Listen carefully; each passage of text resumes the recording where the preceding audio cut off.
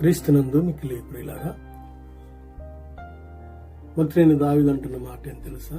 నా ప్రాణమా యెహోవాను సన్నుతించు లేక స్తుతించు.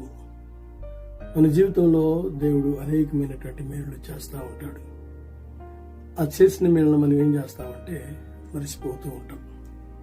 యాక్చువల్గా ఏ వ్యక్తి అయినా మన పట్ల మేలు చేస్తే వ్యక్తినే కాదు, దేవుని కూడా మరిచిపోయే తత్వం మనది. అంటే మనిషి యొక్క తత్వం ఏంటంటే మేలు చేసిన వారిని మర్చిపోవటం. ఈయన ఎవరికన్నా మేలు చేస్తే దాన్ని మాత్రం అందరికీ చెప్పుకోవటం, అది మంచిది కాదు కదా. అందుకని కీర్తనకారుడైన దావీదు అంటాడు, నా ప్రాణమా యెహోవాను స్తుతించు లేక సన్నుతించు.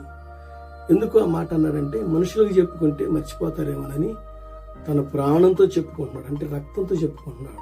ఓ మై బ్లడ్, లేకపోతే నా ప్రాణమా ఆయన చేసిన ఉపకారములలో దేనిని మరుమకు. ఎవరైతే ఆయన చేసిన ఉపకారాలు మర్చిపోకుండా అందరికీ తెలియపరుస్తూ ఉంటారో దేవుడు వారికి ఇంకా అనేకమైన ఉపకారాలు మేలులు చేస్తాడు. మరి ఆయన మేలు గురించి అందరికీ చూద్దామా?